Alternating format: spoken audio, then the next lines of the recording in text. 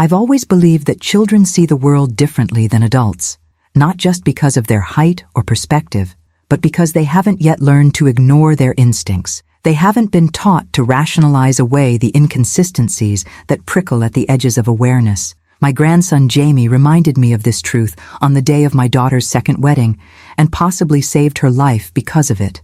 The May afternoon had been picture perfect for Kathleen's outdoor ceremony at the Rosewood Hotel's Garden Pavilion.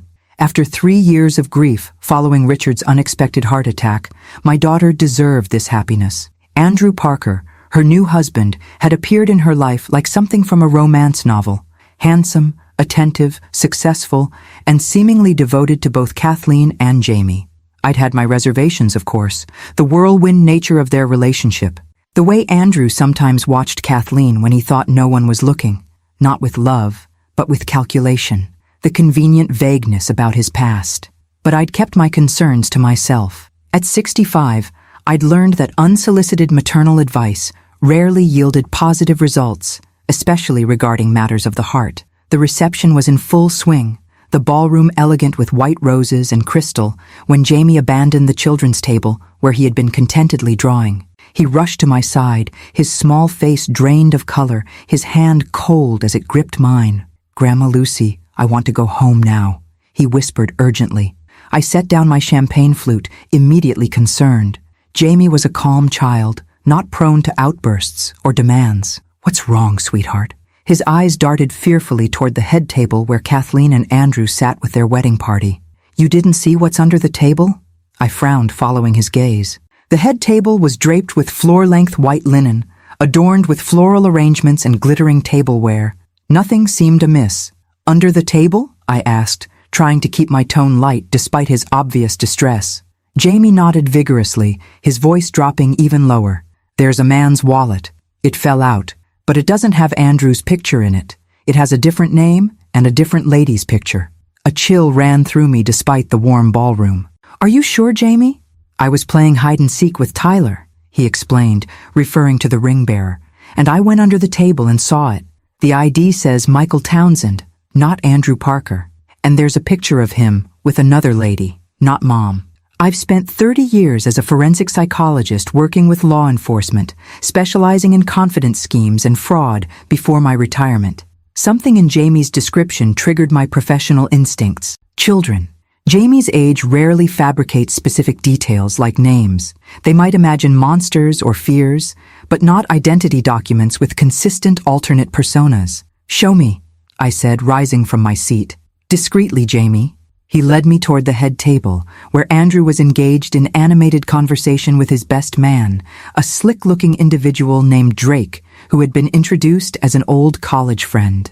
Kathleen was momentarily absent, likely visiting with guests at other tables. "Pretend you're fixing my shoelace," Jamie instructed, with a child's straightforward practicality.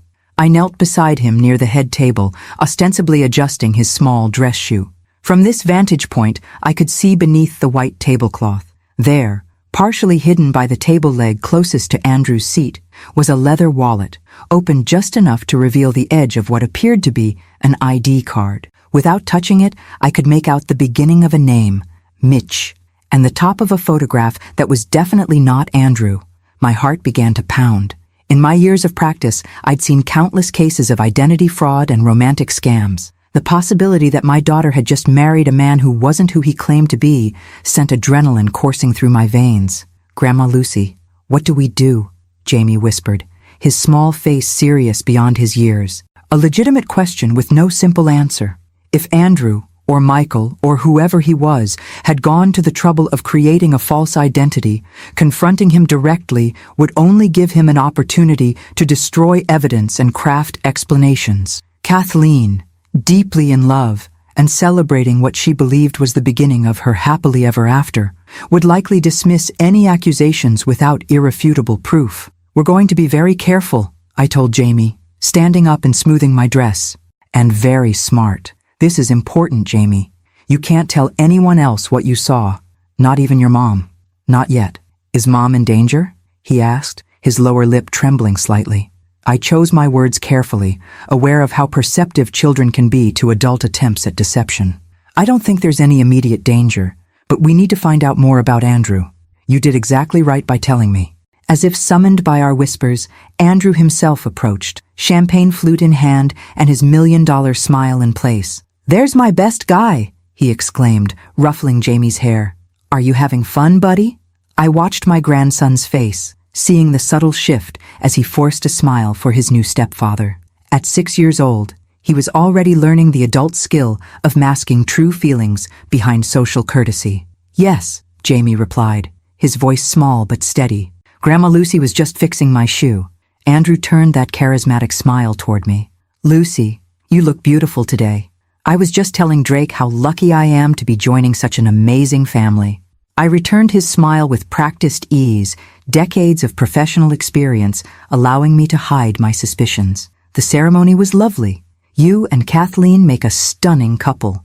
"I'm the fortunate one," he said, wrapping an arm around Jamie's shoulders. "A gorgeous wife and this great little man as a bonus." Something in the proprietary way his hand gripped Jamie's shoulder sent another chill through me. If my suspicions were correct, Andrew's interest in my grandson might have nothing to do with paternal affection and everything to do with the trust fund Richard had established for his only child. A fund that would pass to Kathleen's guardianship now that she had remarried. "I should find Kathleen," Andrew continued. "First dance is coming up soon." As he walked away, Jamie pressed closer to my side. "I don't want to stay at the wedding, Grandma Lucy." I made a split-second decision.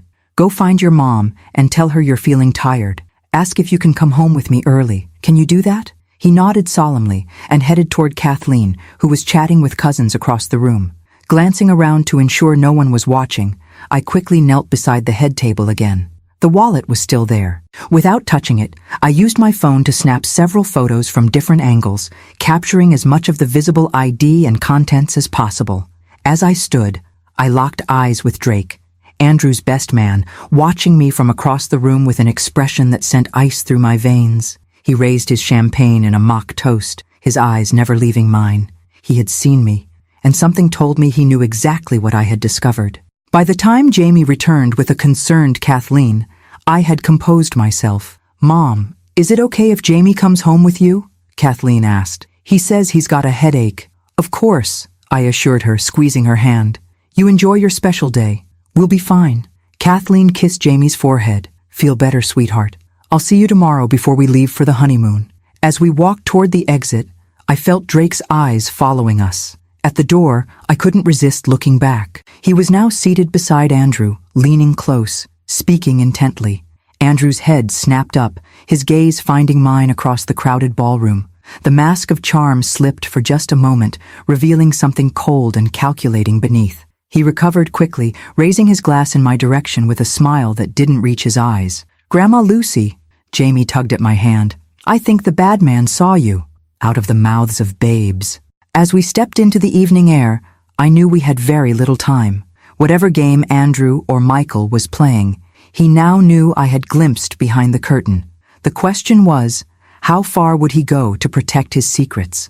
The drive to my home in Brookside Heights was silent, Jamie dozing in the back seat while my mind raced through possibilities and implications. If Andrew Parker wasn't actually Andrew Parker, who was he? And more importantly, what did he want from my daughter? Richard's death had left Kathleen financially secure, not excessively wealthy, but comfortable with life insurance, their modernist home in the suburbs, and investment accounts. The most substantial asset was Jamie's trust fund, which Richard had established with the proceeds from selling his software company before his heart attack. $2 million, inaccessible to anyone but Jamie until his 25th birthday, unless certain provisions were activated. One of those provisions, I recalled with growing unease, allowed for early distributions if approved by Jamie's legal guardians for education or health needs. With Richard gone, Kathleen was the sole trustee, and now, as her husband, Andrew would have significant influence, if not direct control.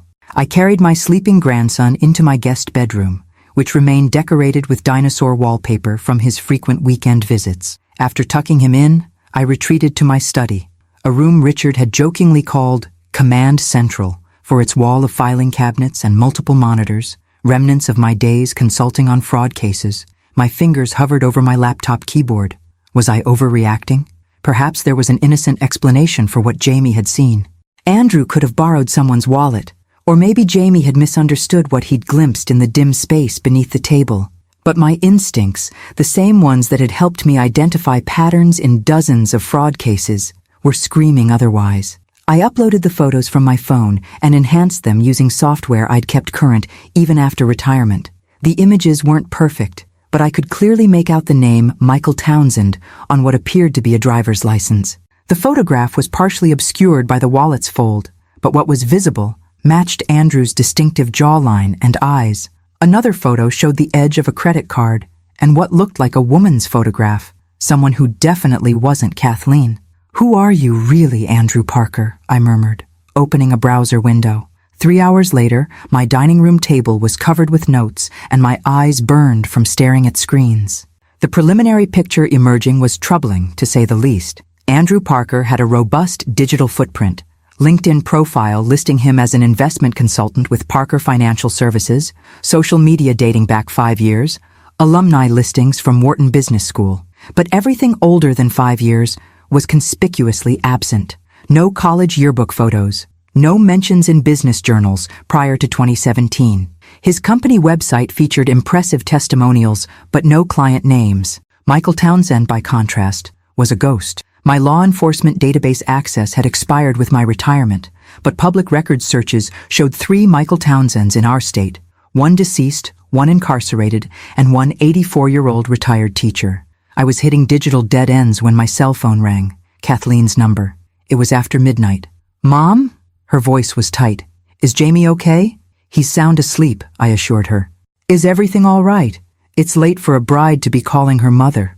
A shaky laugh. "Everything's fine. It's just, Andrew was concerned about Jamie leaving early. He said you seemed upset about something." The hair on the back of my neck stood up. Andrew was already working to undermine my credibility. Classic manipulation technique. "Not upset at all," I replied carefully. "Jamie had a headache, that's all. I'm sure he'll be fine after a good night's sleep." "Did he say anything to you? About Andrew, I mean?" The question caught me off guard. "Nothing specific. Why do you ask?" A pause, then. "Andrew thinks Jamie might be having trouble adjusting to the idea of having a stepfather. He suggested maybe Jamie should talk to someone professional." Alarm bells clanged in my mind. Andrew was moving quickly to isolate Jamie, the only witness to his true identity. "That seems premature," I said, keeping my tone neutral. "Jamie's been through a lot with losing Richard. New transitions take time." "I know, but Andrew has a friend who specializes in child psychology. He thinks it might help Jamie open up about any concerns." A friend, like Drake, the best man who'd watched me with such calculated interest? I needed to tread carefully here. "Let's discuss it when you get back from your honeymoon," I suggested. "Jamie seems perfectly fine to me, just tired from all the excitement." "Okay," Kathleen agreed, sounding relieved. "Sorry to call so late. Andrew was just worried." After hanging up, I sat motionless, processing this new development. Andrew was already attempting to control the narrative, positioning Jamie as troubled and me as potentially overreactive. The speed of his response suggested this wasn't improvisation. It felt like a contingency plan being activated. I returned to my research with renewed urgency. If Andrew had used this identity before, there might be patterns, previous victims. It was nearly 3 a.m. when I found the first red flag. A small obituary from Pittsburgh, dated 4 years ago. Eleanor Townsend, 72, passed peacefully at home after a brief illness. She is survived by her husband of 11 months, Michael Townsend. Attached was a grainy photograph of the grieving widower at the funeral, unmistakably Andrew, though with different hair and glasses. Further searching revealed that Eleanor had been a wealthy widow when she'd met the much younger Michael. After her death, her children had contested the will, alleging undue influence, but the case had been dismissed for lack of evidence. Michael Townsend had disappeared shortly after receiving his inheritance. My hands trembled as I continued searching. 2 more obituaries followed the same pattern in different states. Wealthy older women who'd married younger men, died unexpectedly, and left everything to their new husbands, who subsequently vanished. The faces in the photographs, while deliberately obscured or altered with different styling, all belonged to the man who had just married my daughter. The sound of small footsteps interrupted my thoughts. Jamie stood in the doorway, rubbing his eyes. Grandma Lucy? I had a bad dream. I quickly minimized the browser windows, showing funeral photos. Come here, sweetheart. He climbed onto my lap, his small body warm against mine.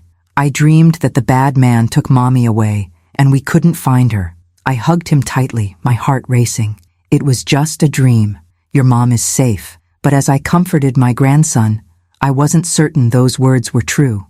The pattern I'd uncovered suggested Andrew, or Michael, or whatever his real name was, specialized in one thing: marrying women, isolating them from family, and then ensuring they met untimely ends once he secured their assets. And he had just married my daughter. The question was no longer whether to intervene, but how quickly I could gather enough evidence to convince Kathleen of the danger before she left for her honeymoon cruise the next day. I held Jamie closer, making a silent promise. I had failed to protect my daughter from this predator once. I would not fail again. Dawn found me still at my desk, eyes gritty from lack of sleep, but mind sharp with purpose. I'd spent the night compiling what information I could find, creating a timeline of Andrew's apparent identities and suspected victims. It wasn't proof that would stand in court, but the pattern was undeniable to my trained eye. Jamie appeared at 7:30, still in his dinosaur pajamas, seemingly recovered from the previous night's distress. Pancakes? I offered, closing my laptop before he could glimpse the disturbing research. He nodded enthusiastically. With chocolate chips? Is there any other kind?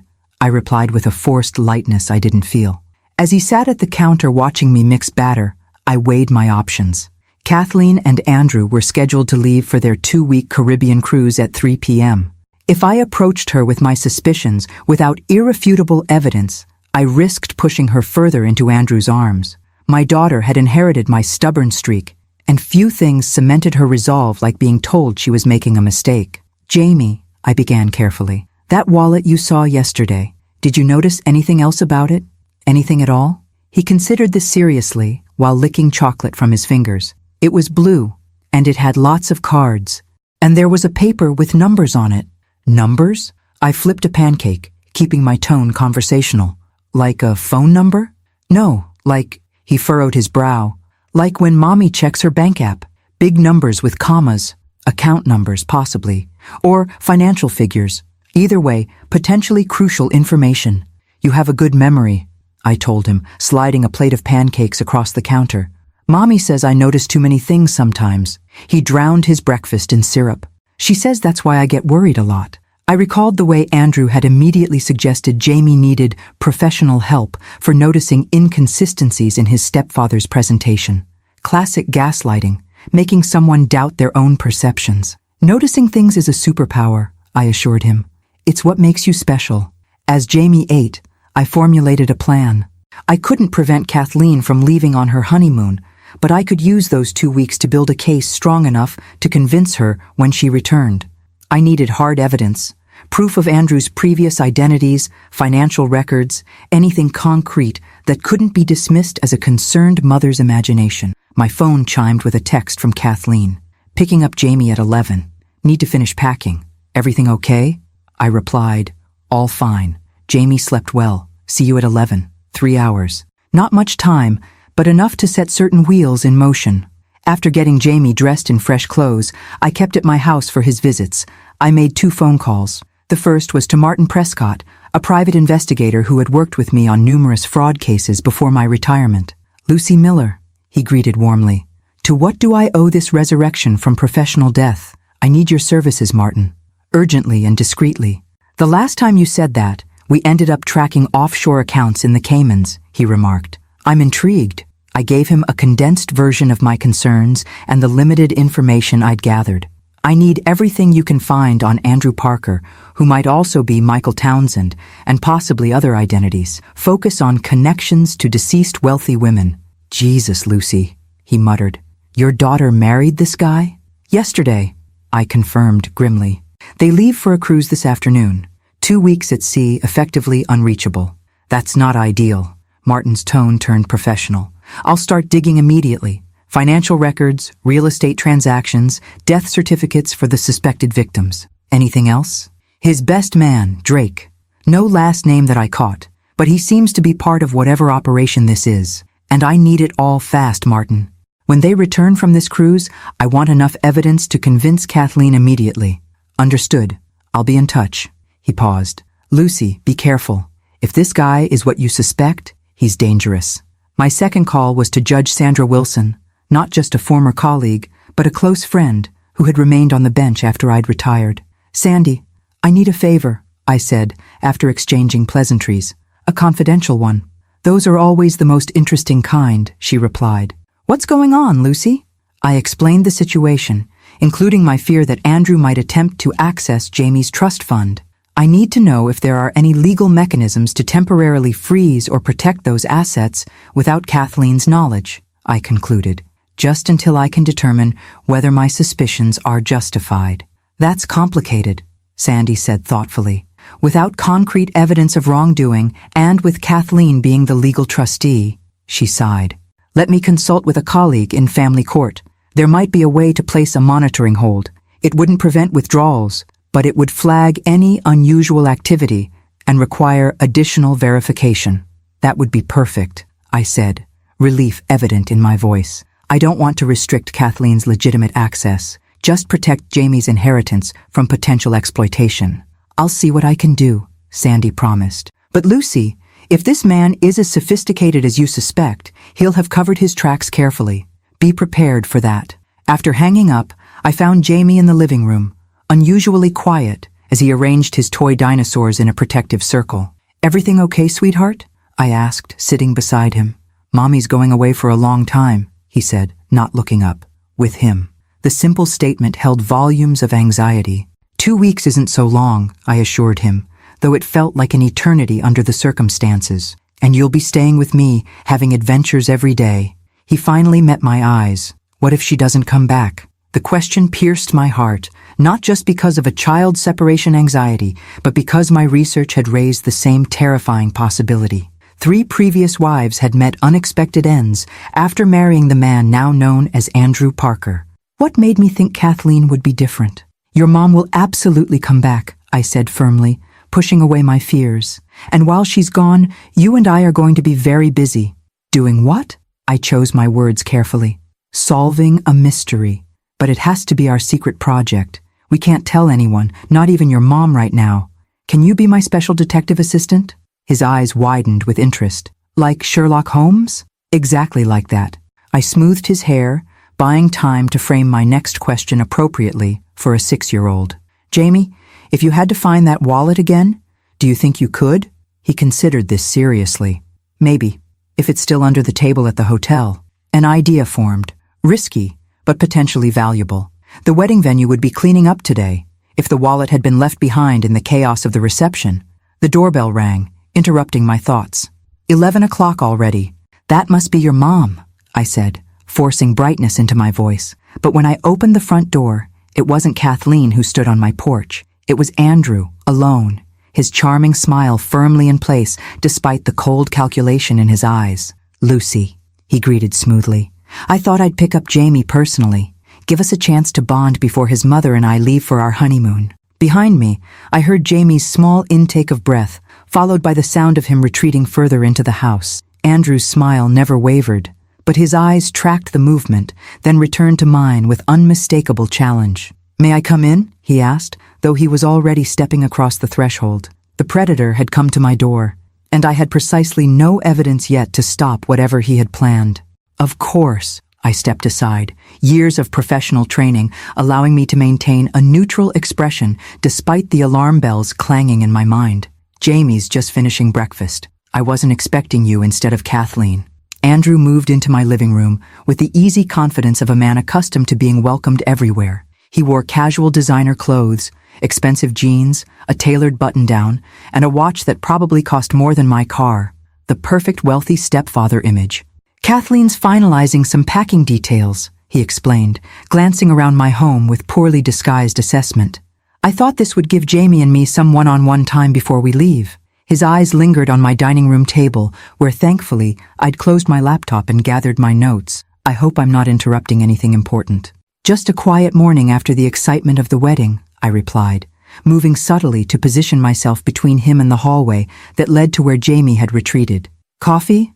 Please. In the kitchen, I deliberately took my time preparing 2 cups, using these precious moments to compose myself. Andrew's unexpected arrival was not coincidental. He wanted something, information, reassurance that I hadn't recognized him, or perhaps simply to evaluate whether I posed a threat to his plans. When I returned with the coffee, he had made himself comfortable on my sofa, scrolling through his phone with apparent casualness. "Beautiful ceremony yesterday," I commented, handing him a mug. "Though I noticed several of your relatives couldn't make it." A tiny test. According to the wedding program, Andrew's parents were deceased and his only sister lived abroad. Convenient explanations for their absence. "Yes, Elizabeth's humanitarian work in Sudan made travel impossible," he replied smoothly. "She sent her love, of course." I sipped my coffee, noting how easily the lie came to him. My overnight research had turned up no record of any living siblings. "Jamie seemed upset last night," Andrew continued, changing the subject. "Kathleen mentioned he had a headache, but I wondered if there might be more to it." So here it was, the reason for his visit. He wanted to determine what Jamie had told me. "Children can be overwhelmed by big events," I offered neutrally. "Jamie's sensitive. He picks up on emotions around him." Andrew nodded with manufactured sympathy. "That's actually what I wanted to discuss with you, Lucy. As Jamie's grandmother, you obviously have significant influence in his life, and I respect that." His eyes, cold despite his warm tone, held mine. "But as his new stepfather, I want to ensure we're providing consistent guidance, especially regarding any anxieties he might express." The implied threat was clear. He was establishing dominance over Jamie's narrative. "Of course," I agreed mildly. "Consistency is important for children." "Exactly." Andrew leaned forward, his mask of charm firmly in place. "Which is why I'm concerned about encouraging any unusual fears or suspicions he might have. Children his age often struggle to distinguish between imagination and reality. Indulging those confusions can be harmful." I thought of the wallet Jamie had seen, concrete evidence that was decidedly not imagination, and maintained my pleasant expression with effort. "In my professional experience," I replied, letting the reference to my career subtly remind him of my background in analyzing deceptive behavior. "Children are remarkably perceptive. They notice inconsistencies that adults often miss." Something flickered across Andrew's face, a momentary crack in his performance. "Yes, your background in psychology. Kathleen mentioned that. Fascinating field. Forensic psychology specifically," I clarified. "I specialized in confidence schemes and fraud detection before retirement. The patterns of deception are quite distinctive once you know what to look for." Our eyes locked in silent combat, my deliberate message received if his slightly tightened jaw was any indication. "Grandma Lucy?" Jamie's small voice broke the tension. He stood in the doorway, watching Andrew warily. "I'm thirsty." "Come here, buddy." Andrew's voice transformed, becoming warm and inviting as he patted the sofa beside him. "I came to pick you up specially. Excited for your 2 weeks with Grandma while Mom and I are on our trip?" Jamie remained rooted in the doorway. "I want some juice, please." I moved toward the kitchen. "I'll get it, sweetheart." "I'm not ready to go yet," Jamie announced, following me and leaving Andrew alone in the living room. In the kitchen, Jamie pressed close to my side. "I don't want to go with him," he whispered. "I know," I murmured, pouring apple juice while keeping my voice low. "But we need to be smart, remember? Like detectives." I knelt to his level. "Right now, the best plan is for you to go home and pack your things for staying with me. I'll come pick you up later before your mom leaves, okay?" He nodded solemnly, trusting me despite his obvious reluctance. When we returned to the living room, Andrew was examining a photograph on my mantel. Kathleen, Richard, and Jamie at the beach 2 years ago, before Richard's heart attack. "Such a lovely family," Andrew commented, replacing the frame. "Kathleen was devastated when she lost Richard. She told me how grateful she was for your support during that time." "We supported each other," I replied, watching as he checked his expensive watch. "We should get going, Jamie. Your mom's waiting, and we have a lot to do before the ship sails." Andrew extended his hand with the confident expectation of compliance. After a hesitant glance at me, Jamie reluctantly moved to his side. "I'll bring his overnight bag later today," I said, walking them to the door. "Around 1? That should give you time to pack his things for the extended stay." "Perfect," Andrew agreed. At the threshold, he paused. "Oh, I meant to ask, did Jamie happen to find anything unusual at the reception? One of my colleagues thinks he lost his wallet during the event. The casual question, delivered with practiced indifference, confirmed everything. He was fishing to determine whether Jamie had shown me the wallet with his alternate identity. Not that he mentioned, I lied smoothly. But I can ask around if you'd like. Don't trouble yourself, Andrew replied. It'll turn up. As they walked toward his sleek black Audi parked in my driveway, Jamie looked back at me, his small face tight with anxiety. I gave him a reassuring nod, trying to convey confidence I didn't entirely feel. Once they'd driven away, I immediately called Martin. Our timeline just accelerated, I told him without preamble. Andrew made a special trip to collect Jamie and assess whether I'm a threat. He specifically asked about a lost wallet. That's not good, Martin replied, the sound of typing in the background. I'm already finding concerning patterns, Lucy. 3 previous marriages to wealthy women in different states, all under different names. All 3 wives died within 18 months of the wedding. My blood ran cold. Causes of death? 2 accidents. 1 car crash, 1 fall downstairs, 1 apparent suicide, though the family contested it. In each case, he inherited substantial assets before disappearing. I need everything you can get on those cases, I insisted, and I need it before 3 o'clock today. That's ambitious. It's necessary, I countered. They leave on a cruise ship this afternoon, 2 weeks at sea, largely unreachable. I don't intend to let Kathleen board that ship with him. After hanging up, I moved quickly to my study, pulling up my email to check if Judge Wilson had responded with information about protecting Jamie's trust fund. Nothing yet.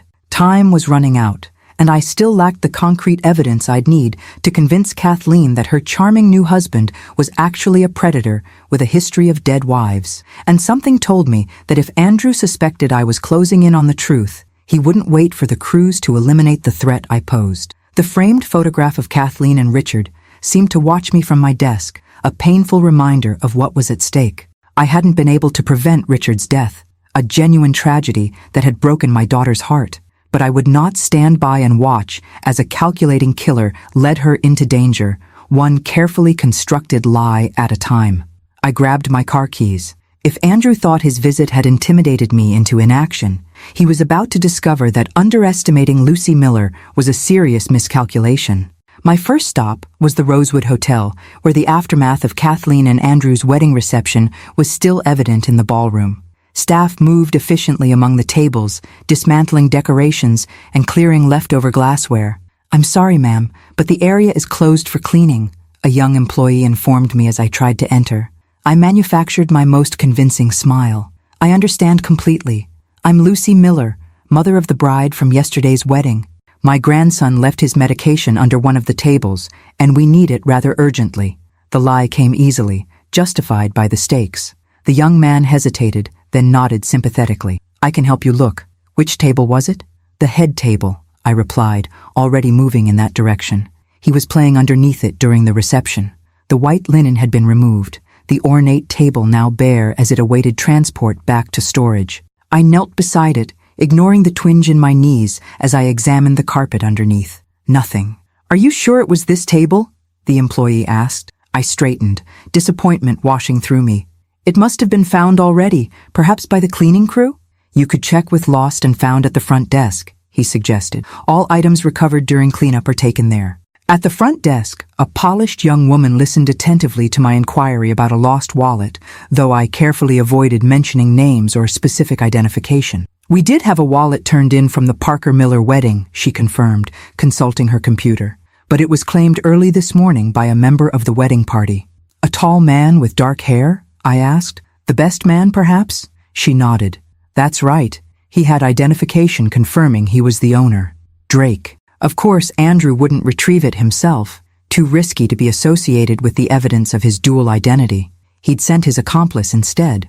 I thanked her and left, frustration building. The physical evidence had slipped through my fingers.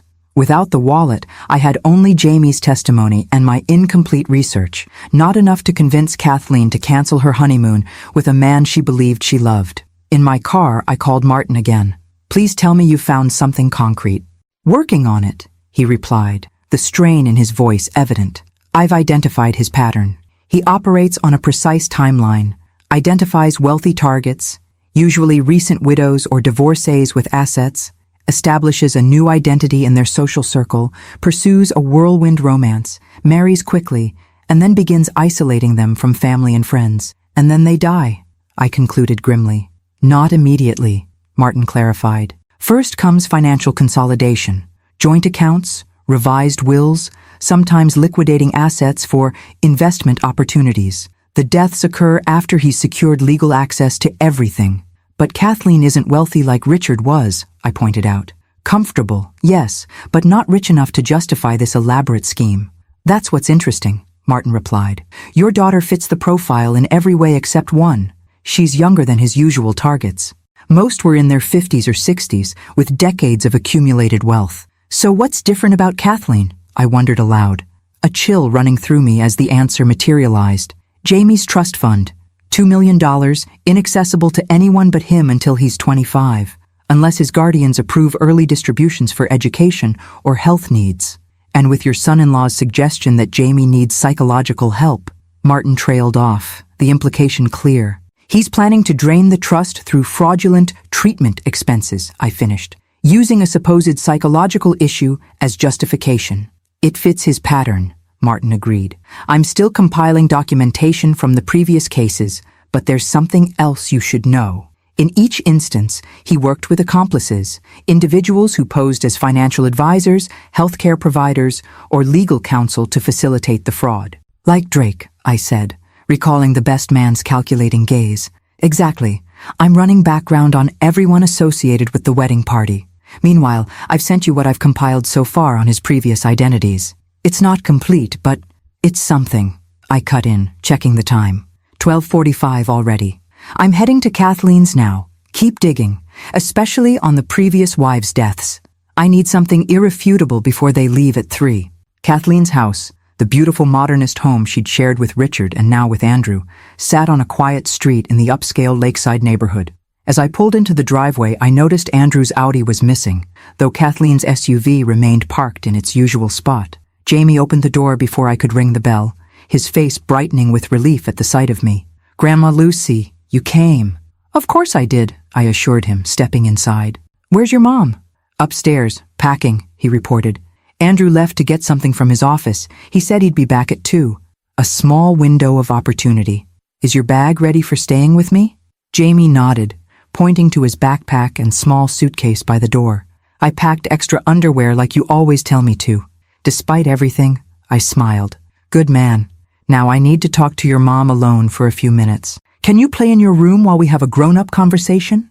His eyes, so perceptive for his age, searched mine. Are you going to tell her about the wallet? I'm going to tell her some important things, I replied carefully. And I need you to stay upstairs until I call you, okay? He nodded solemnly and headed up the stairs, casting one anxious glance back before disappearing into his bedroom. I found Kathleen in the master suite, folding summer dresses into an expensive suitcase spread across the king-sized bed. She looked up with a smile that faltered slightly at my expression. Mom, is everything okay? You look serious. We need to talk, I said, closing the bedroom door behind me. About Andrew. Her smile disappeared entirely. Please don't start this. It's my wedding trip, Mom. I wouldn't be here if it wasn't critically important, I assured her, perching on the edge of the bed. Kathleen, there are things about Andrew that don't add up. Concerning things. She sighed, setting down the sundress she'd been folding. Like what? Like the fact that his identity, Andrew Parker, only has records going back 5 years. Or the fact that he's been previously married at least 3 times under different names, each time to wealthy women who died unexpectedly within 18 months of the wedding. Kathleen's face flushed with anger.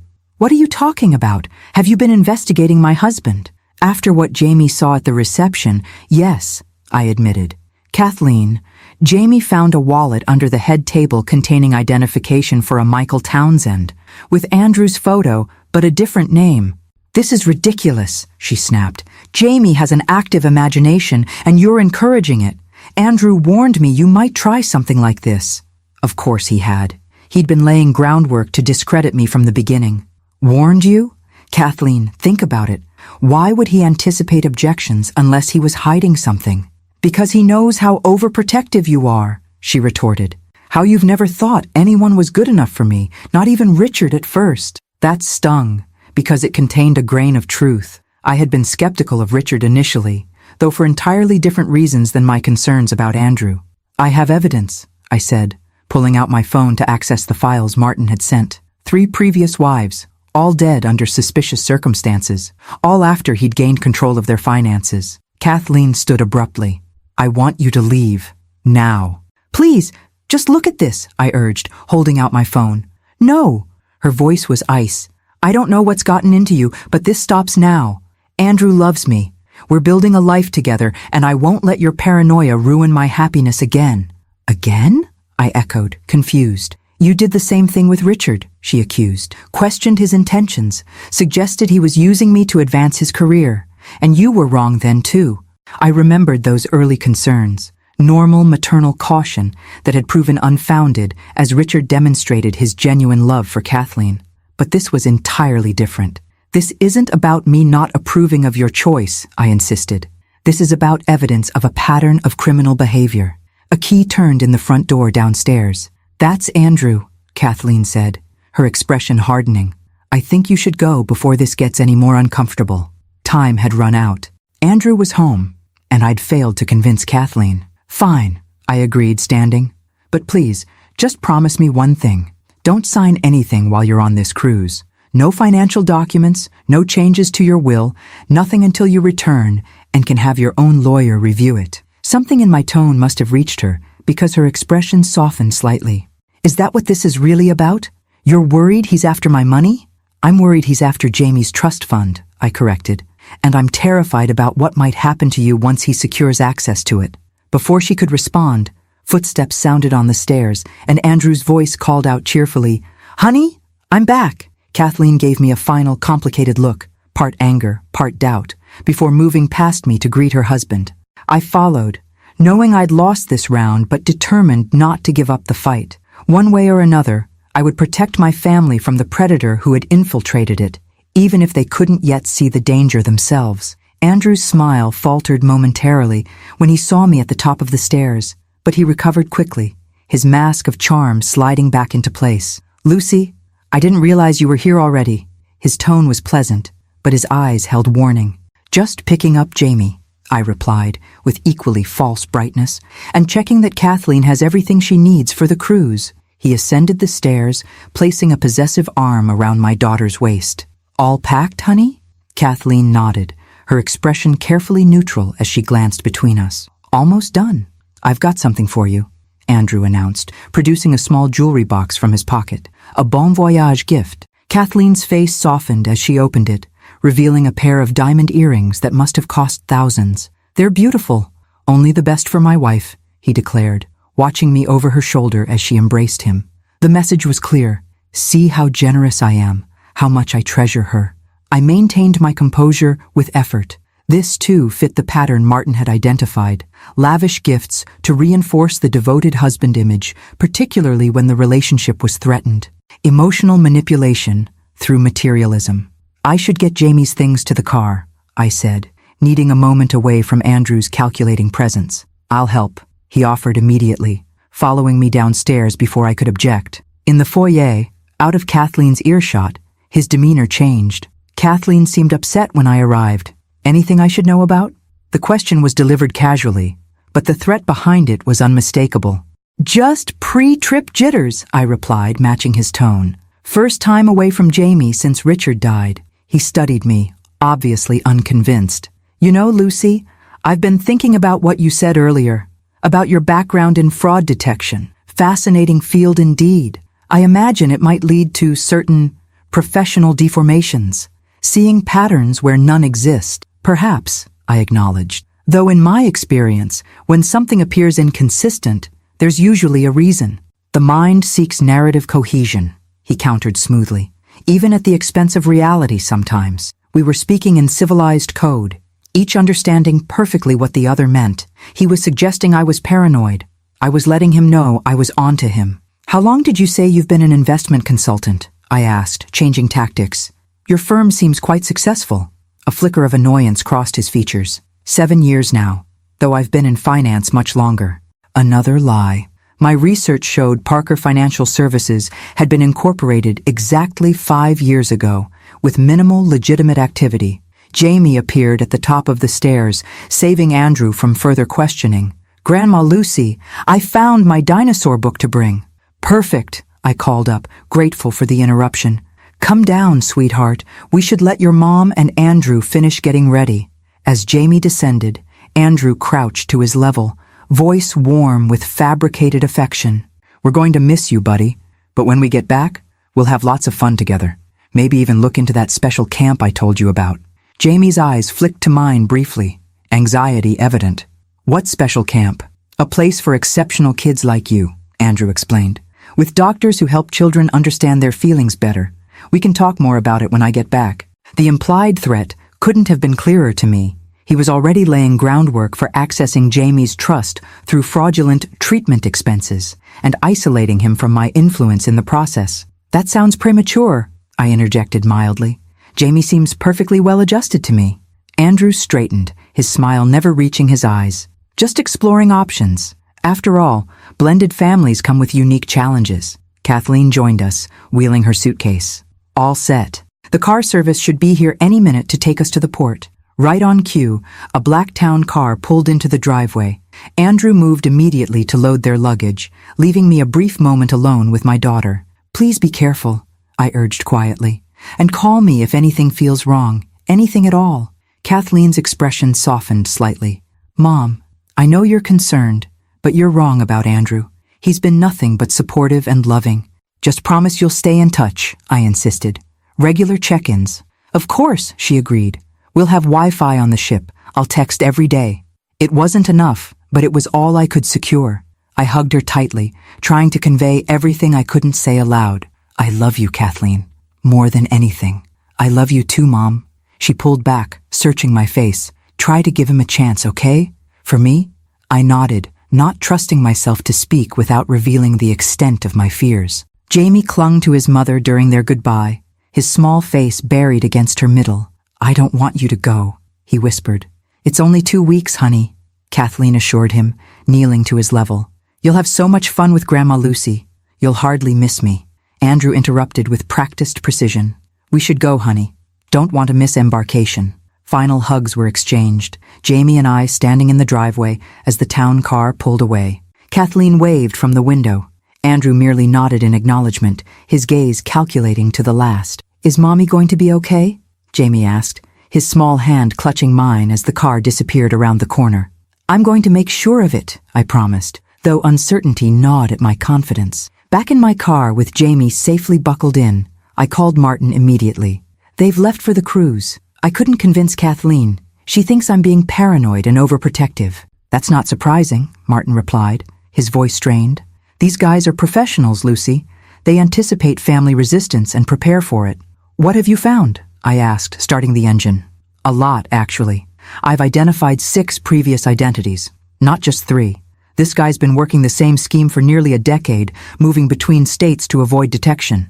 He paused, "and I've found his real name, at least the earliest one I can trace. Daniel Colby, originally from Philadelphia." I absorbed this, putting the car in drive. "What about the previous wives' deaths? Any proof of foul play?" "Nothing definitive. That's what makes him so effective. The deaths all appear accidental or natural.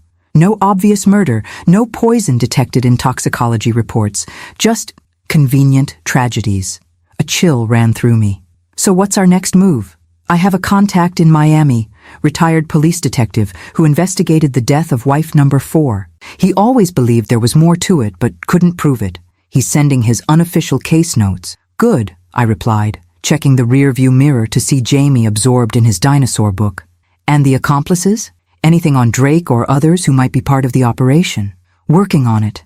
The pattern suggests a network, not a solo operator. I've identified at least 3 recurring associates who appear in different configurations across the previous cases. Drake is likely Alex Mercer, a former financial advisor whose license was revoked for fraud 5 years ago. I thought of the strange request Andrew had made about a special camp for Jamie. Check for connections to any healthcare facilities or practitioners specializing in childhood psychology or behavioral issues. I think they're planning to use Jamie's supposed psychological needs as a way to access his trust fund." "Will do," Martin agreed. "In the meantime, the cruise ship doesn't sail until 5.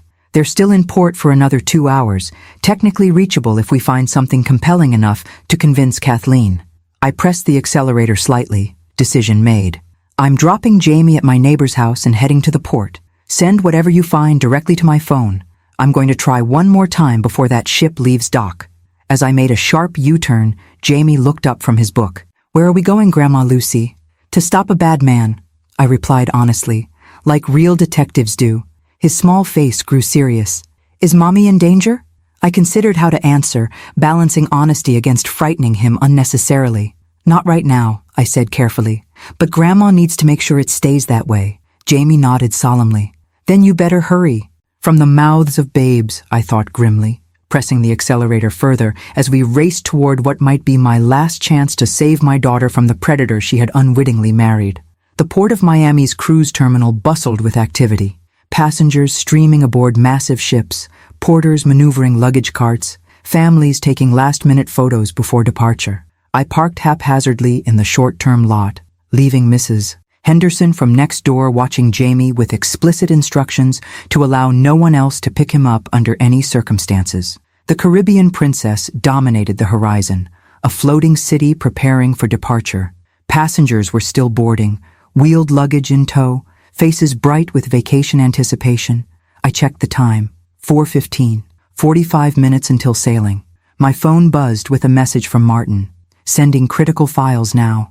Former associate from Boston case agreed to testify.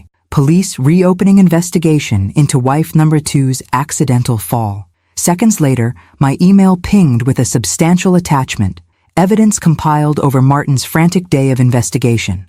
I scanned it quickly while half jogging toward the terminal, focusing on the most damning components.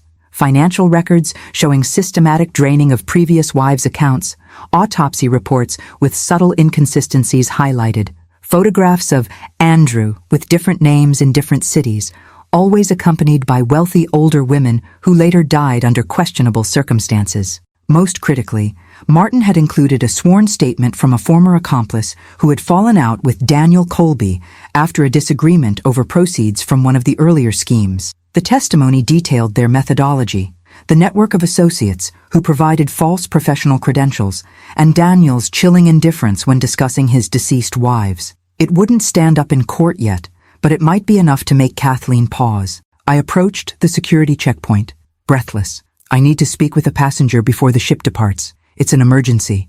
The uniformed agent regarded me skeptically. Do you have a boarding pass, ma'am? No, I'm not traveling. I just need to deliver critical information to my daughter. I'm sorry, but only ticketed passengers can proceed beyond this point, he recited, clearly accustomed to similar requests. Desperation fueled inspiration. My daughter accidentally took her medication in her luggage, medication she needs every 6 hours for a serious heart condition. If I don't get it to her before the ship sails, there could be severe medical consequences. The lie worked. After a brief consultation with his supervisor and a cursory check of my ID, I was escorted through security with a temporary visitor's pass. 30 minutes only, the agent warned. Then you must disembark, with or without locating your party. The ship's interior was a labyrinth of lounges, restaurants, and passageways. I consulted a digital map near the boarding area, searching for the most likely place to find newly embarked passengers. The Lido deck showed a sail-away celebration, beginning at 4:30, my best chance. As I navigated the crowded corridors, my phone buzzed again with a text from Martin. Police contact confirmed Drake Alex Mercer has outstanding warrants in Florida. Sending officer to port now. A small advantage potentially, if I could locate them in time. The Lido deck was already filling with passengers, tropical drinks in hand as they prepared to celebrate departure. I scanned the crowd desperately, searching for Kathleen's blonde hair or Andrew's distinctive profile, and then I saw them. At a corner table near the railing, champagne flutes before them. Andrew was leaning close to Kathleen, his hand covering hers in a gesture that would appear loving to any observer. But from my angle, I could see his expression. Intense, persuasive, nothing like the adoration he affected in public. I approached from behind, catching fragments of their conversation. Just a simple signature, he was saying. The investment opportunity expires while we're at sea, and the returns are guaranteed. 20% minimum. Kathleen looked uncertain. Shouldn't we consult my financial advisor first? Richard always said never to make investment decisions quickly. Andrew's smile tightened fractionally. Do you trust me, Kathleen, as your husband? She hesitated, and in that microscopic pause, I saw my opening. Kathleen, I said, stepping into view. They both startled, Andrew recovering first, his face transforming instantly from irritation to concerned surprise. Lucy, what are you doing here? His tone suggested worry rather than anger. Is Jamie all right? Jamie's fine, I assured Kathleen, whose face had paled at the implication something might have happened to her son. But we need to talk, urgently. Andrew stood, positioning himself slightly between us, a subtle act of control, disguised as protectiveness. Surely whatever it is can wait until we return, Lucy. The ship is about to depart. It can't wait, I insisted, looking directly at Kathleen. And it concerns the document he's asking you to sign right now. Kathleen's eyes widened, darting to the paperwork half hidden beneath Andrew's hand on the table. How did you know about that? Because it's part of his pattern, I said, pulling out my phone. The same pattern he's executed with at least 6 other women before you. Women who are now dead. Andrew's mask slipped momentarily, genuine anger flashing in his eyes before he controlled it. This is beyond inappropriate, Lucy. You're causing a scene based on some delusional... His real name is Daniel Colby, I interrupted, showing Kathleen my phone screen with the earliest photograph Martin had found. A younger version of Andrew, with darker hair, but unmistakably the same man. He's been married at least 6 times in the last decade, each time to wealthy women who died within 18 months of the wedding. After he'd secured control of their assets, Kathleen stared at the photograph, confusion evident in her expression. This doesn't make sense. Andrew, tell her she's wrong. Of course she's wrong, he replied smoothly, though I noticed he was already scanning the deck, likely planning his exit strategy. Your mother has clearly worked herself into some paranoid fantasy. Perhaps she should be the one seeing a psychological specialist, not Jamie. The wallet Jamie found under the table contained identification for Michael Townsend. I pressed on, scrolling to another image Martin had sent. A death certificate for Eleanor Townsend, with her surviving husband Michael listed as next of kin. One of his previous identities. He's a con man, Kathleen, a predator who targets vulnerable women with assets. Andrew's expression hardened as he realized I had actual evidence, not merely suspicions. Kathleen, your mother is unwell. This obsessive behavior, investigating your new husband, creating elaborate conspiracy theories, it suggests serious psychological issues. Then explain the wallet, I challenged. Explain why Jamie saw identification with your photo, but a different name. Kathleen looked between us, doubt finally registering on her face. Andrew? His hesitation was brief, but telling. There's obviously some misunderstanding. Perhaps Jamie saw someone else's wallet and confused. The investment document, I cut in, nodding toward the papers on the table. What exactly are you asking my daughter to sign on the first day of your honeymoon? Kathleen reached for the papers before Andrew could stop her, scanning the dense legal text with growing concern. This authorizes transfer of assets from my accounts to Parker Holdings Limited. In the Cayman Islands? She looked up, confusion turning to the first hints of suspicion. Why would I need to move my money offshore? It's a tax optimization strategy, Andrew explained quickly, his composure slipping further. Completely legitimate. But your mother is deliberately making it sound sinister because she can't accept that you've moved on with your life. I held Kathleen's gaze, willing her to see through his manipulation.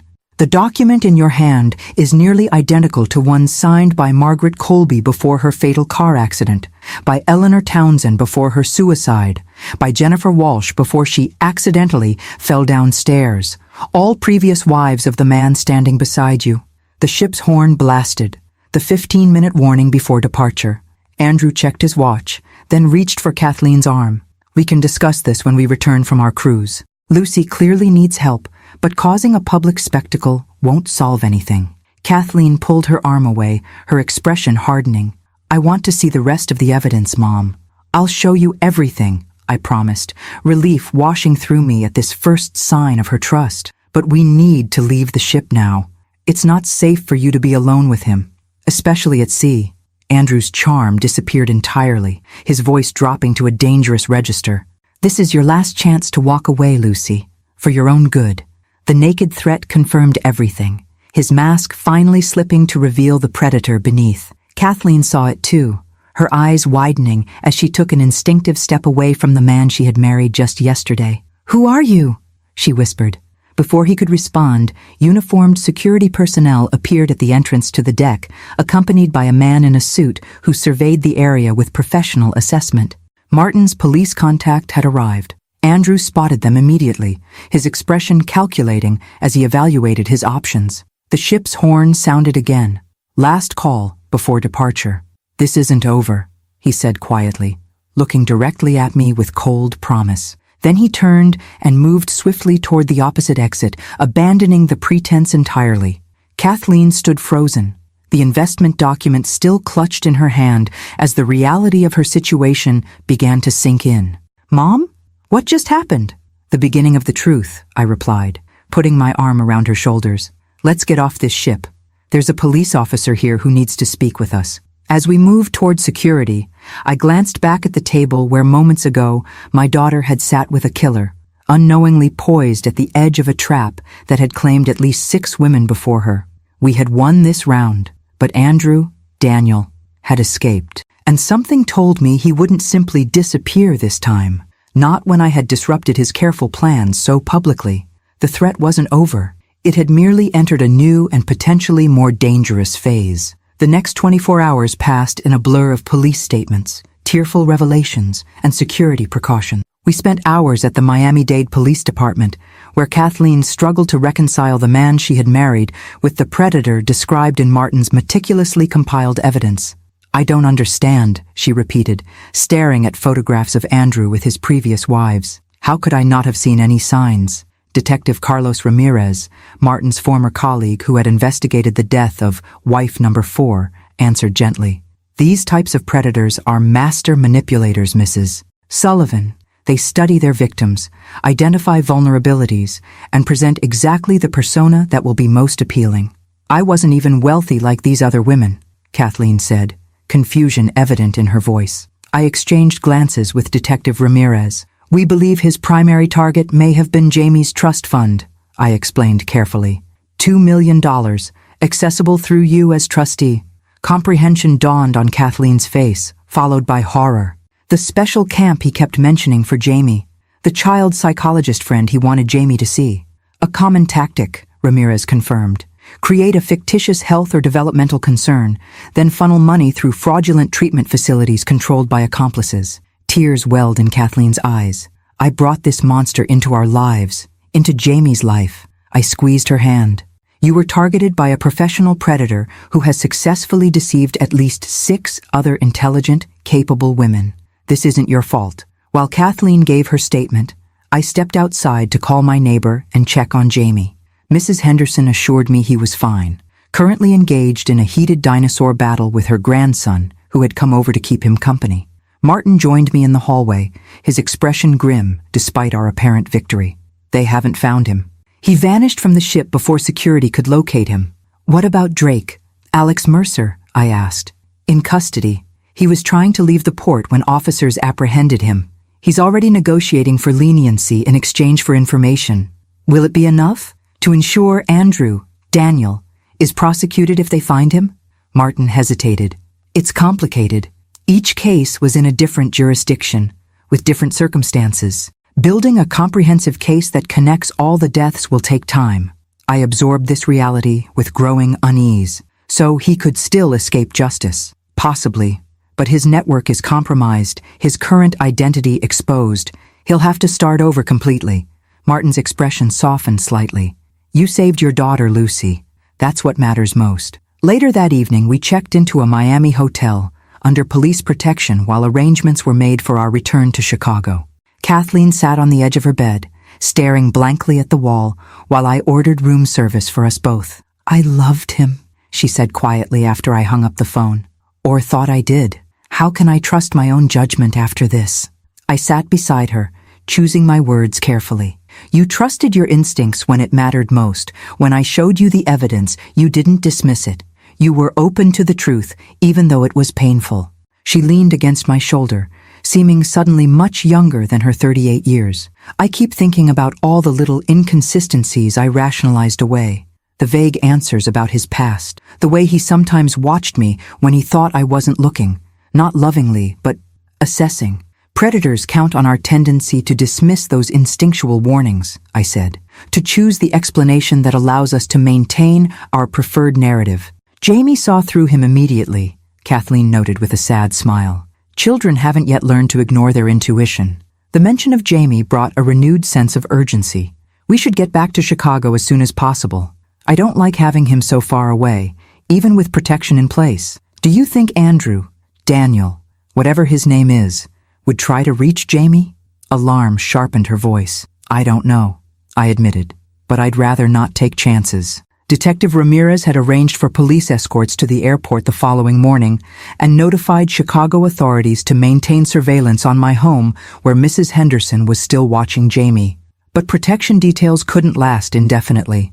Eventually, we would have to return to normal life, even with a dangerous man potentially seeking revenge. My phone rang. Martin again. Drake's talking, he reported without preamble. And it's worse than we thought. Apparently, Daniel's operation is larger than anyone suspected. He has at least 2 other active identities in different states, with different accomplices. A parallel operation? I clarified, stepping into the bathroom so Kathleen wouldn't overhear this disturbing development. Exactly. And Drake claims he doesn't know the details of these other operations. They're compartmentalized for security. But he did confirm our suspicion that some of the previous wives' deaths were deliberate, though carefully staged to appear accidental. A chill ran through me. Murder for profit. Drake is willing to testify that Daniel directly caused at least 2 deaths, Jennifer Walsh's fall and Eleanor Townsend's suicide. But without physical evidence, it's still largely circumstantial. What about financial records? There must be a paper trail showing where the money went after each death. That's the other bombshell, Martin continued. According to Drake, there's a central repository of all their documentation. Insurance policies, wills, bank transfers, everything that would definitively link all the cases together and prove premeditation. Where? Drake claims not to know the exact location, says Daniel never trusted anyone with all the pieces, but it's somewhere in Chicago, which suggests Daniel may be headed back there. The implications were immediate and disturbing. If Daniel returned to Chicago, he'd be in the same city as Jamie, the only eyewitness who could directly connect him to his Michael Townsend identity. We're coming home first thing tomorrow, I told Martin. Have you informed Detective Ramirez about this development? Yes, he's arranging for continued protection until you're back in Chicago, and he's coordinating with authorities there to locate the documentation cache Drake mentioned. If we find it, we'd have everything needed to ensure Daniel never threatens another woman again, I finished. After ending the call, I stood motionless in the bathroom, staring at my reflection in the mirror. The woman looking back at me appeared composed, determined, nothing like the turmoil I felt inside. In the span of 48 hours, I had exposed a serial predator, potentially saved my daughter's life, and now faced the possibility that a murderer might be heading toward my grandson, with revenge on his mind. When I rejoined Kathleen in the bedroom, she was scrolling through her phone, her expression a mixture of determination and disgust. I'm going through all my accounts, she explained without looking up, changing passwords, checking for any unauthorized access. He had my phone password. God knows what financial information he might have already gathered. Good thinking, I commended her, not sharing my newest concerns just yet. One crisis at a time. Room service arrived with our dinner, but neither of us had much appetite. As night fell over Miami, we sat in uneasy silence, each lost in our own thoughts about the man who had so nearly succeeded in his predatory scheme, and who was still out there somewhere, perhaps already planning his next move.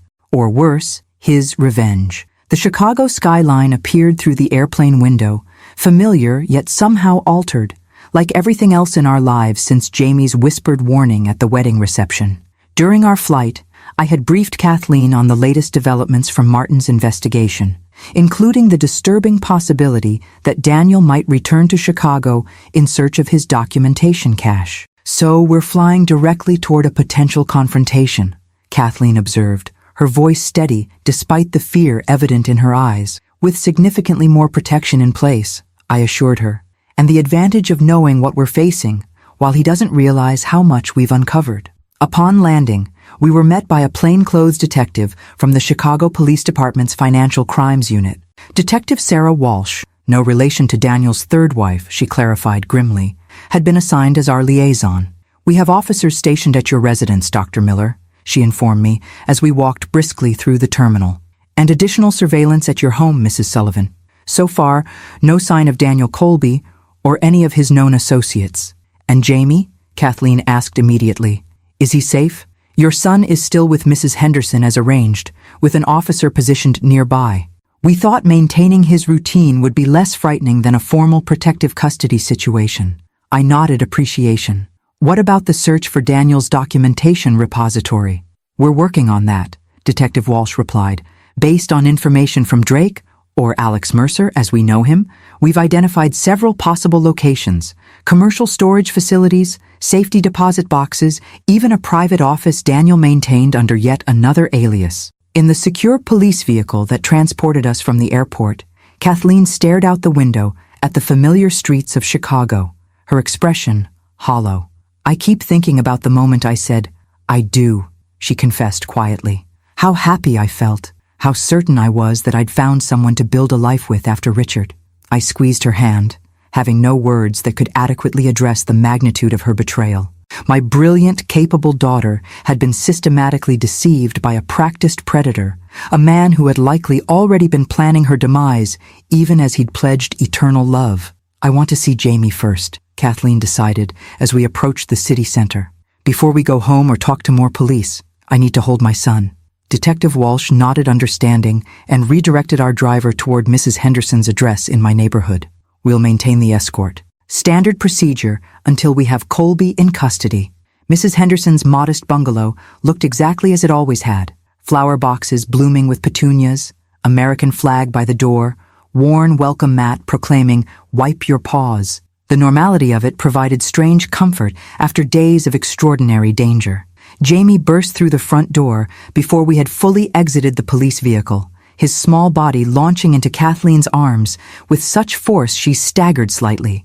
"Mommy, you came back early!" His face radiated joy, then shifted to confusion as he noticed the police presence. "Why are there police cars?" "They're helping us with something important," Kathleen explained, holding him tightly. "Did you have fun with Mrs. Henderson?" "We made cookies and watched dinosaur movies," he reported. "And her grandson Tyler showed me his rock collection." His expression grew serious as he lowered his voice. "Did you find out about the bad man?" Kathleen met my eyes over Jamie's head, the painful confirmation of his perceptiveness evident in her gaze. "Yes, honey. Grandma Lucy helped us discover the truth." Mrs. Henderson appeared in the doorway, concern etched on her kind face. "Come inside, all of you. Standing out here is just asking for neighborhood gossip." Once inside, with Jamie settled in the kitchen enjoying milk and leftover cookies under Mrs. Henderson's supervision, Detective Walsh outlined the immediate security plan. "We recommend you both stay at a single location for now. Easier to secure than two separate residences. Dr. Miller's home would be preferable, as it's already under surveillance." Kathleen nodded agreement. "We'll need to collect some things from my house first. I'll arrange an escort," Walsh assured her. "In the meantime, I should update you on a development from Miami. Drake, Alex Mercer, has provided additional information about Daniel's documentation repository in exchange for consideration in his case." My attention sharpened. "What information?" "He claims all records are kept in a storage unit registered under the name Thomas Griffith, another of Daniel's aliases. The unit contains evidence from every operation, financial documents, identity papers, even planning materials for what he euphemistically called exit strategies for his wives." "Exit strategies," Kathleen repeated hollowly. "Murder plans, you mean?" Walsh nodded grimly. "We're obtaining warrants for all storage facilities in the greater Chicago area, cross-referencing with the identity information Drake provided. It's only a matter of time before we locate it." "And Daniel himself?" I pressed. "Any indication of his whereabouts?" "Not yet, but he's lost his support network, his current identity is compromised, and law enforcement in multiple states is looking for him. His options are limited." I wasn't comforted. Men like Daniel, cornered and desperate, became unpredictable and potentially more dangerous. After Walsh departed with promises to return with updates, Kathleen and I joined Jamie in the kitchen. Watching him cheerfully explain his dinosaur drawings to Mrs. Henderson, the reality of how close we'd come to disaster struck me anew. If not for his chance discovery of that wallet, Kathleen might now be at sea with a murderer, potentially never to return.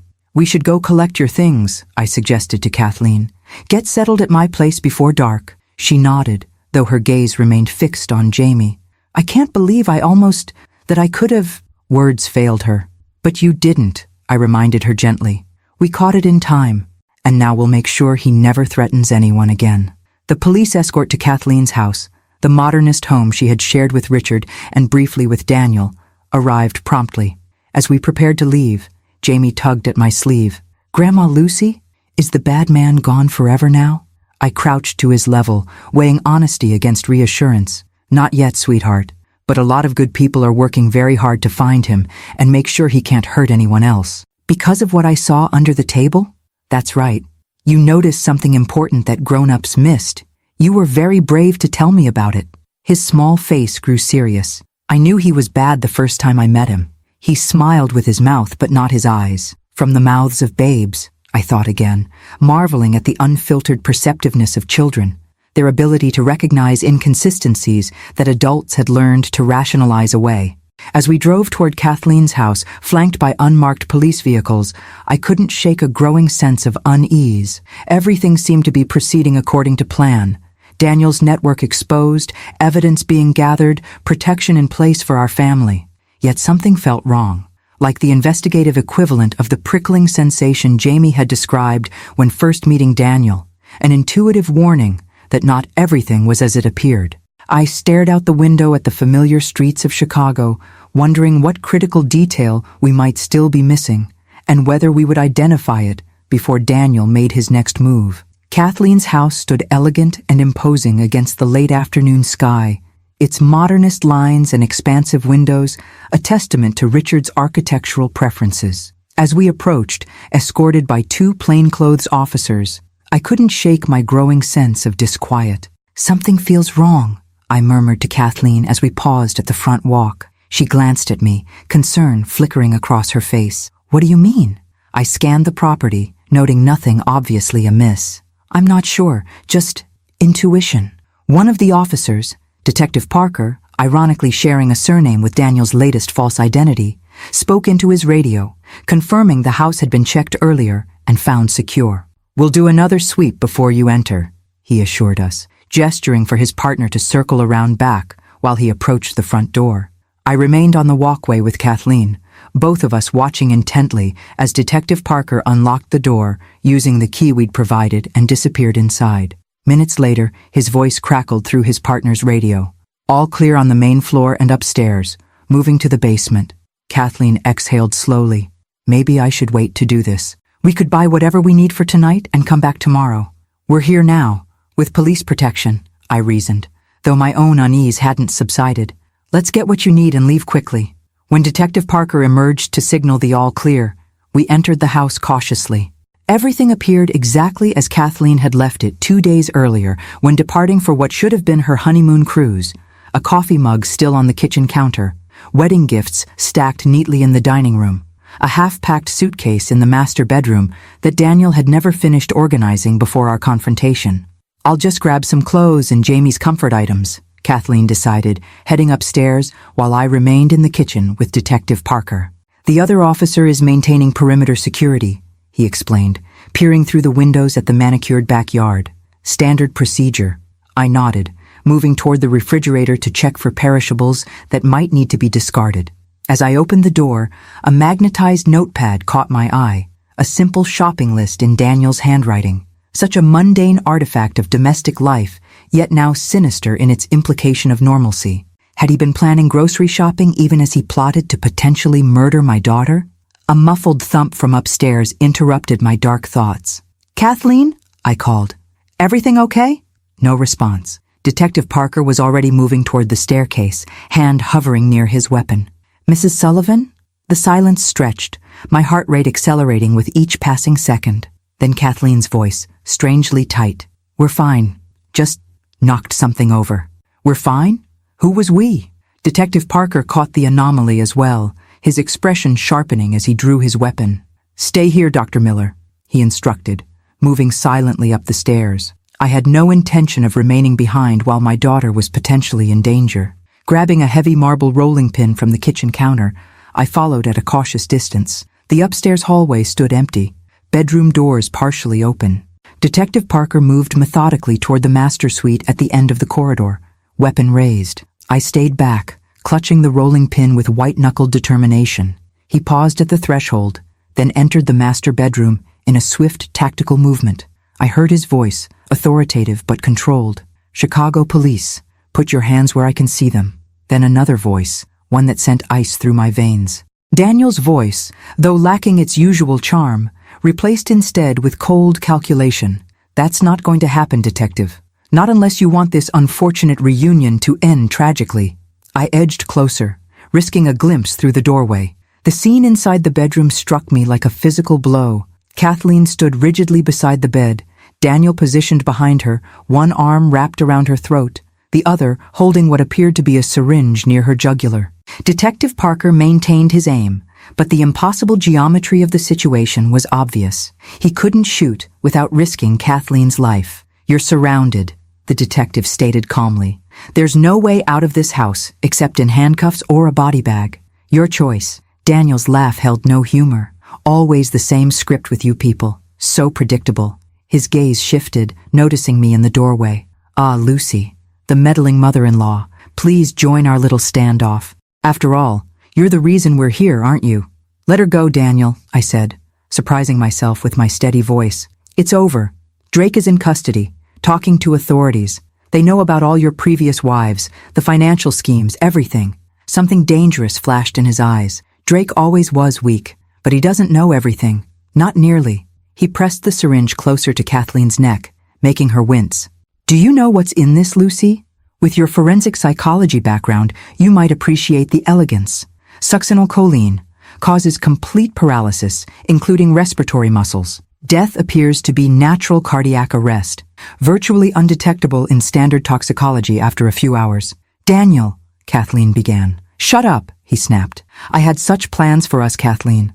You weren't supposed to be like the others, just a simple extraction of the boys' trust fund and then an amicable divorce. But your mother couldn't leave well enough alone, could she?" My mind raced, analyzing options, searching for vulnerabilities in his position or psychology. "The storage unit," I said suddenly. "Thomas Griffith's unit. They've found it, Daniel. All your documentation, your records, the evidence connecting you to each death." His expression flickered, uncertainty, then recalculation. "You're bluffing." "Drake told them everything," I continued, taking a careful step into the room despite Detective Parker's warning glance. "The warrants were executed this morning. They have your planning materials for Jennifer Walsh's accident, Eleanor Townsend's suicide. What did you call them? Exit strategies?" Daniel's grip on Kathleen tightened, his composure fracturing further. "Stop moving, Lucy. I'm not going to prison. Not for those women, not for anything." "There's no other ending now," I said, continuing my slow advance, the rolling pin partially concealed against my leg. "The only question is whether you add Kathleen's murder to the charges, guaranteeing yourself a death penalty, or whether you surrender and retain some negotiating leverage with prosecutors." His eyes darted between me, Detective Parker, and the windows, assessing escape routes that didn't exist. I could almost see the calculations running behind his eyes, the cost-benefit analysis of different violent scenarios. "Even if I let her go, I'm looking at multiple life sentences," he said finally. "Not much incentive to surrender." "You're overlooking something important," I replied, now within 10 feet of them. "You've never been caught before, never had to face consequences. Don't you want to show the world how brilliant you were? How you operated undetected for years, outwitting authorities across multiple jurisdictions?" A flicker of narcissistic pride crossed his features, the weakness I'd been probing for. All confidence men shared this Achilles heel, their overwhelming belief in their own exceptional intelligence. "Nobody else knows the full scope," he acknowledged, the syringe wavering slightly as his focus shifted to this new consideration. "Not even Drake." "Exactly," I encouraged. "Only you can reveal the true genius behind the operation. Otherwise, you're just another footnote. Your methods misunderstood or attributed to others." For a crucial moment, his ego wrestled with his survival instinct, just long enough for Kathleen to make her move. With a sharp backward thrust of her elbow into his solar plexus, she created momentary separation between them. I lunged forward, swinging the rolling pin with every ounce of strength I possessed, striking his wrist with a crack that sent the syringe flying across the room. Detective Parker moved instantly, tackling Daniel to the ground as I pulled Kathleen clear of the struggle. The second officer burst through the door, summoned by the commotion, and within moments, Daniel was subdued, handcuffed, and being recited his rights, the practiced charm entirely gone, replaced by impotent fury. "This isn't over," he spat as they hauled him to his feet. "You have no idea what you're dealing with." I met his gaze steadily. "Neither did you." As the officers led him away, Kathleen collapsed against me, delayed shock setting in. I held her tightly, my own adrenaline crash making my knees weak.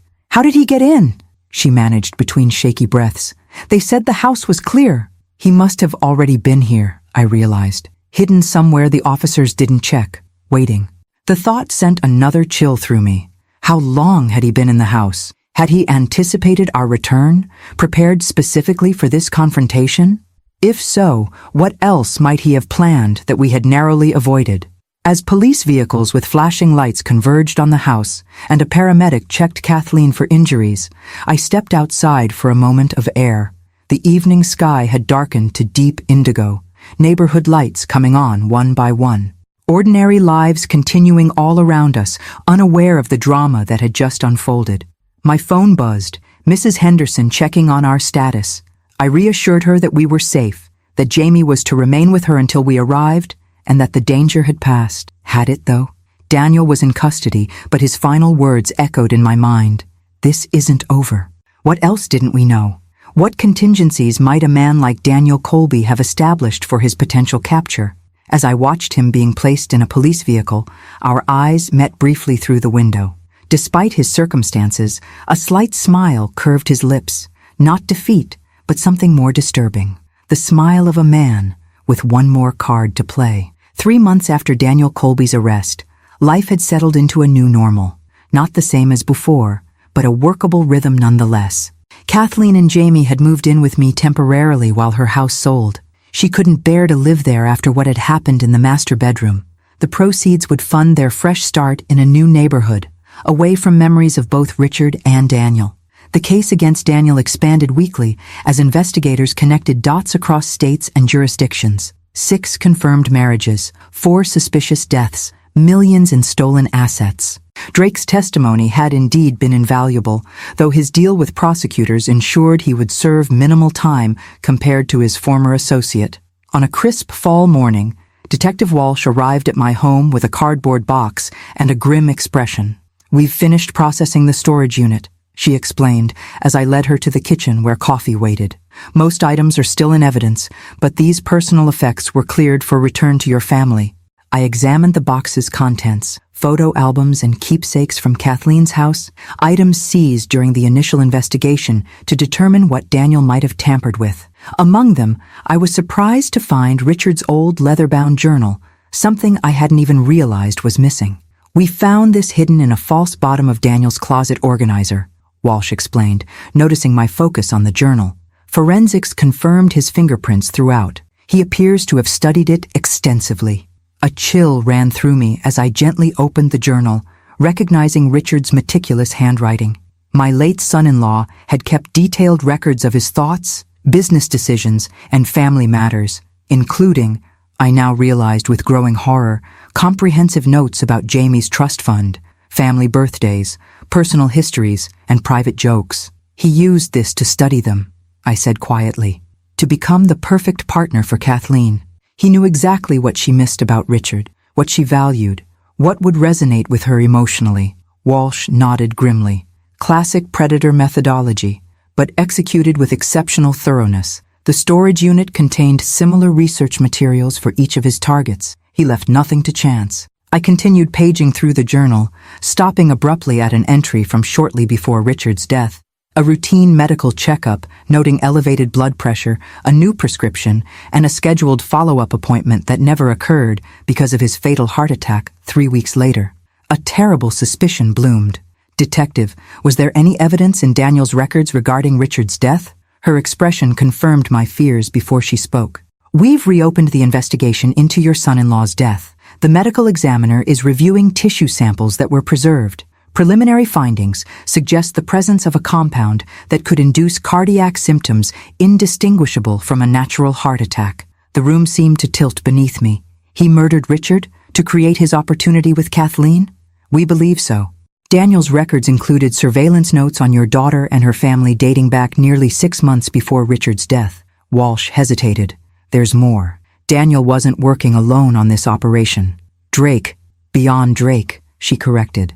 Someone much closer to the situation. Someone who helped identify targets and provided inside information that would have been otherwise inaccessible. A knock at the front door interrupted us. Walsh tensed slightly, hand moving instinctively toward her concealed weapon. Expecting anyone? Just the estate attorney, I assured her, checking my watch. Kathleen's meeting him here to finalize some paperwork related to Richard's remaining assets. Walsh relaxed, gathering her notes. I should go. We'll need to speak with Kathleen about these developments, but I'd prefer to do so officially, with proper support in place. I nodded understanding, seeing her to the door where Charles Whitman, Richard's longtime attorney and family friend, waited on the porch. At 65, Charles looked much as he always had. Distinguished gray hair, conservative suit, leather portfolio tucked under one arm. He'd handled Richard's estate with compassion and efficiency after his death, and now was helping Kathleen navigate the legal complexities of her brief, fraudulent marriage to Daniel. Lucy, wonderful to see you, Charles greeted warmly, stepping inside as Walsh departed with a professional nod. Is Kathleen here? I've brought the final trust document amendments for her signature. She's picking Jamie up from school, I explained, leading him to the living room. She should be back any minute. Can I offer you some coffee while you wait? That would be lovely, thank you. In the kitchen, I busied myself with cups and saucers, my mind still reeling from Walsh's revelations. Richard's death potentially murdered, Daniel having a closer accomplice than we'd realize, the methodical planning evident in his research materials. I carried the coffee tray back to the living room, finding Charles examining the contents of the evidence box, Richard's journal open in his hands. Ah, Richard's journal, he commented, his tone casual. I'd wondered where this had gone. So many useful details. Something in his phrasing stopped me cold in the doorway. Useful details. Charles looked up, catching my expression, and something shifted in his eyes, the warmth vanishing, replaced by cool calculation I'd never noticed before. You really should have left well enough alone, Lucy, he said quietly. Daniel had a good plan. Clean, efficient, minimal collateral damage. Jamie's trust would have been accessed legally through proper channels, with legitimate-appearing psychological treatment. No one would have been hurt. The coffee tray slipped from my suddenly numb fingers, cups shattering on the hardwood floor.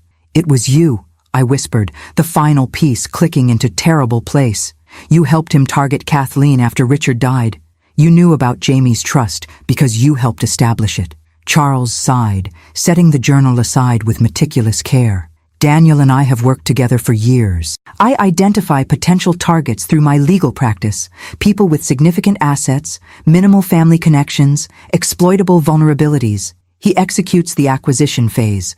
We share the proceeds, a perfectly complementary partnership. My mind raced through implications. The other wives, some were my clients directly. Others came through professional referrals. The legal profession provides remarkable access to people's financial and personal circumstances. He smiled thinly. Though I must say, Daniel got sloppy with Kathleen, too emotionally invested. I warned him that targeting a younger woman with a child involved unnecessary complications. And Richard? I managed, my voice barely audible. Did you help murder him too? Charles waved dismissively. A business decision. Richard's company was facing a potential hostile takeover. The stress alone might have triggered his heart condition eventually. We simply accelerated the timeline. As he spoke, I became aware of my phone in my pocket, the voice memo application still running from when I'd been dictating notes earlier and never stopped the recording. Carefully, I kept my expression neutral, buying time. How many others? I asked, taking a step sideways toward the hallway. Besides Daniel's wives? Over the years? Charles considered this with disturbing casualness. 14 successful operations. Daniel handled the marriages and relationship aspects. I managed the legal framework, ensuring clean access to assets through properly executed documents. His eyes narrowed slightly. Where is Kathleen exactly? Traffic, probably, I replied, taking another subtle step toward the hallway where my purse, containing my handgun, sat on a side table. Why did you tell me all this, Charles? You must realize I'll go to the police immediately. His smile chilled me. And tell them what? That the respected attorney who served this community for 40 years confessed to being a criminal mastermind? Without evidence, you'll sound as paranoid as Daniel claimed. He glanced at his watch. In any case, this conversation is purely academic. I'm not leaving loose ends this time. He reached into his portfolio, withdrawing not documents, but a syringe similar to the one Daniel had threatened Kathleen with. Succinylcholine, I recognized aloud. Daniel's preferred method. Efficient and virtually undetectable, Charles confirmed, rising from his seat. A tragic case of cardiac arrest in an older woman with a family history of heart problems. Stress from recent traumatic events likely contributed. He'd done his research on me as well. Of course he had. As he stepped toward me, the front door opened behind me, and Kathleen's voice called out, "Mom, why is there a police car out front? Did something happen?" Charles hesitated, the syringe half concealed against his leg. I seized the momentary distraction to lunge toward the hallway, grabbing my purse and withdrawing my handgun in one fluid motion that belied my 65 years. "Stay back, Kathleen," I shouted, aiming directly at Charles. "Call 911. Charles is working with Daniel." I heard Kathleen gasp, followed by Jamie's frightened voice and the sound of them retreating onto the porch. Charles and I stood frozen in tableau, his expression morphing from confident control to cold fury. "You won't shoot me, Lucy," he said, taking a measured step forward. "Not in your own living room, not someone you've known for 20 years. I centered the sights on his chest, my hands perfectly steady. "I will if you take one more step. I've already lost one son-in-law to you people. Never again." The wail of approaching sirens penetrated the tense silence. Relief flooded through me as I realized the police car Kathleen had spotted wasn't a coincidence. Detective Walsh must have remained nearby, perhaps intending to return after I'd had time to process her revelations about Richard. Charles heard it too, calculation replacing confidence in his expression. With sudden decision, he lunged toward the back of the house. I fired once, the bullet striking his shoulder and spinning him against the wall. He slumped to the floor, the syringe skittering across hardwood, his expression a mixture of pain and disbelief. "You shot me," he gasped, clutching his bleeding shoulder. "You actually shot me." "I told you I would," I replied, keeping the gun trained on him as heavy footsteps pounded up the porch steps behind me. "You should have believed me." As officers flooded into the house, securing Charles and calling for medical assistance, I finally lowered my weapon, hands shaking with delayed reaction. Detective Walsh appeared at my side, gently taking the gun. "We heard everything on the radio," she said quietly. "Your phone call came through just as I was pulling away. You kept the line open the entire time." I hadn't made any call, then remembered the voice memo still recording in my pocket. Somehow, I must have triggered the emergency call function while documenting his confession. Kathleen rushed to me, Jamie held protectively behind her. "Mom, are you okay? What happened?" I embraced them both, the full impact of what we'd narrowly escaped washing over me. "It's over," I assured them, watching as officers led a handcuffed, wounded Charles from the house. Really over this time. In the months that followed, Charles Whitman's arrest blew the conspiracy wide open. His detailed records, seized from his office safe, provided evidence that connected all 14 operations across multiple states. Additional accomplices were identified and arrested. Restitution processes began for victims' families. Richard's death was officially reclassified as homicide. A year after that fateful wedding reception, we stood together, Kathleen, Jamie, and I, in the garden of Kathleen's new home across town. A simple memorial stone for Richard rested beneath a flowering cherry tree, finally giving us the closure that had been denied when we believed his death was natural.